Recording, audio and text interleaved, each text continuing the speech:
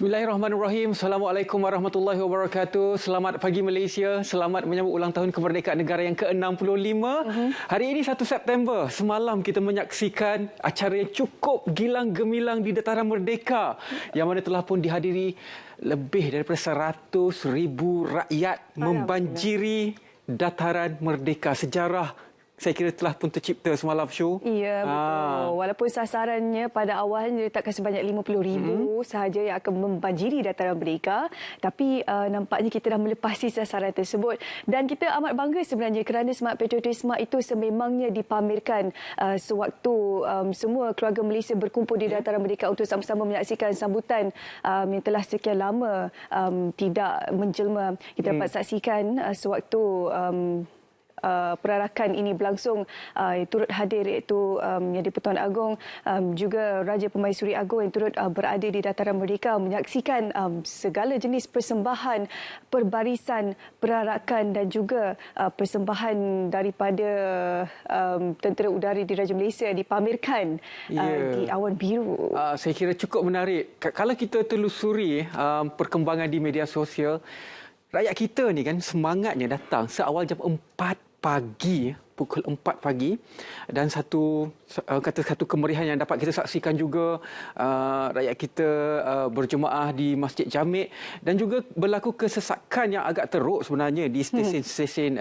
LRT dan sebagainya, tapi itu menunjukkan satu rasa kecintaan kita kepada negara. Ia mungkin selama 65 tahun kita menyaksikan perbarisan ini berlangsung, tetapi pada tahun ini ia cukup menjadi sejarah. Hebat betul rakyat Malaysia menyambut ulang tahun kemerdekaan negara yang ke-65. Di setiap negeri juga berlaku dan juga perarakan dan juga sambutan ini. Itu menunjukkan rasa cinta kita kepada negara. Dan juga di peringkat RTM untuk mewarnai lagi acara dan juga sambutan ulang tahun kemerdekaan negara ke-65, kami menganjurkan pertandingan bowling antara departmen lah dalam RTM ini kan. Best lah dapat nombor 3, tapi tak mengapalah. Okey, secara keseluruhan ada 35 pasukan, sebanyak 106 peserta difahamkan. Ada 3 game setiap yang dianjurkan ini. Juga turut dihadiri oleh pesara-pesara veteran RTM yang turut menyertai pertandingan bowling ini yang dianjurkan oleh Kelab Sukan dan Rekreasi. Daripada tim Selamat Pagi Malaysia pun ada juga pagi. Kalau tadi kita nampak penolong penerbit dia ada di situ, ada studio assistant, Faiz juga merangkap MC di situ, dan juga Syafiq yang merupakan salah seorang penerbit Selamat Pagi Malaysia ini merupakan pengacara dan akhirnya dapat menang cabutan bertuah. Okey, ini juara. Ini juara Semalam tadi ada diucapkan. Ini Syafiq. Ini penerbit SPM kita. Dia menang cabutan bertuah kat TV. Okey, inilah suasananya. Memang meriah ya. Tak silap saya di Sunway. Di Sunway. Ianya dilaksanakan. Jadi kita harapkan agar perkara-perkara ataupun seperti ini boleh orang kata mengeratkan silaturahmi kita.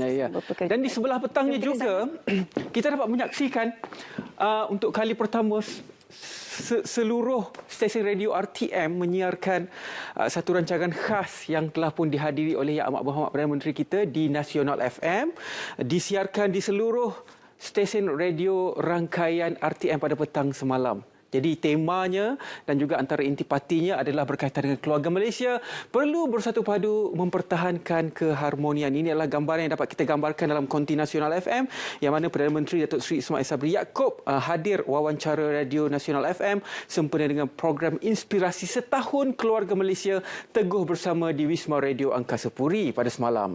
Dan juga turut dihadiri oleh Menteri Komunikasi dan Multimedia Tan Sri Anwar Musa. Okey, antara perkara yang turut dikongsikan oleh Yang Amat Berhormat Perdana Menteri, beliau berkata keluarga Malaysia perlu meraihkan perbezaan serta menjadikannya sebagai satu kelebihan dan terus merapatkan hubungan kekeluargaan antara masyarakat yang berbilang kaum. Ya, dan juga sedikit orang kata update untuk anda semua lah. Ini berkaitan bukan soal sahaja kita di Malaysia mengalami perubahan cuaca, tetapi di peringkat dunia kita dapat laporan daripada PBB di sini.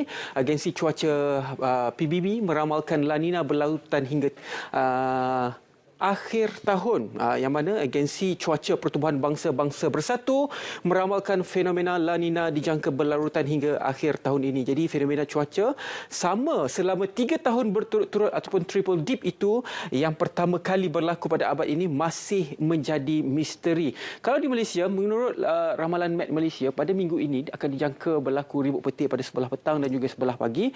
Dan di sebelah pagi ini dijangka berlakunya hujan di sebelah pantai barat Semenanjung Malaysia, dan di petang pula di sebelah pantai timur akan berlaku juga hujan dan juga ribut petir. Jadi pastikan anda rancang perjalanan anda dan juga sentiasa menyemak tinjauan cuaca oleh Met Malaysia. La Nina. Di China sekarang ni pun sedang kemarau dan juga ada beberapa negara-negara Eropah lain sedang mengalami kemarau. Jadi kita perlu ambil perhatian setiap apa jua yang diramaikan oleh pihak Met Malaysia. Okey, seterusnya kami ingin bawa anda untuk sama-sama saksikan ni ada satu lintas langsung bersama dengan rakan penyampai Amirul Syafiq yang akan berkongsi berkenaan keputusan akhir kes Datin Sri Rosmah Mansor di Kompleks Mahkamah Kuala Lumpur. Silakan.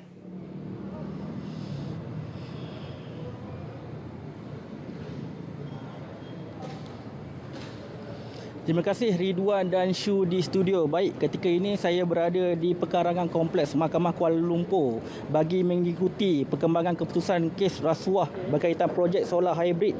Solar untuk 369 buah sekolah luar bandar di Sarawak membabitkan Datin Sri Rosmah Mansor.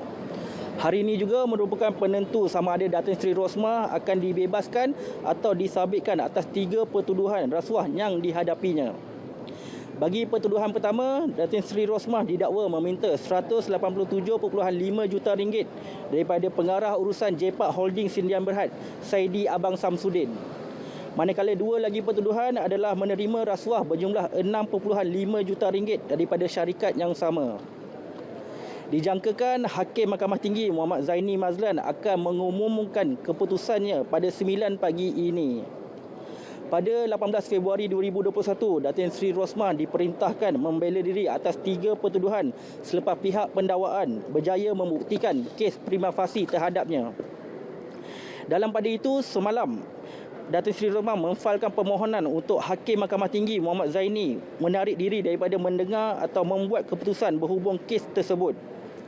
Beliau memberi alasan dengan menyatakan meragui integriti hakim itu ekoran insiden pembocoran dokumen penghakiman yang disiarkan oleh sebuah portal berita. Datin Sri Rosmah sekiranya disabitkan kesalahan, hukuman melibatkan penjara maksimum 20 tahun bagi setiap pertuduhan dan denda tidak kurang 5 kali ganda atau nilai suapan atau RM10,000 mengikut mana yang lebih tinggi. Bagaimanapun, beliau boleh memohon untuk menangguhkan pelaksanaan hukuman penjara itu dan merayu di Mahkamah Rayuan. Saya kira itu sahaja perkembangan semasa yang saya dapat kongsikan di sini. Terus setia bersama RTM bagi mengikuti perkembangan lanjut. Terima kasih. Kembali ke studio.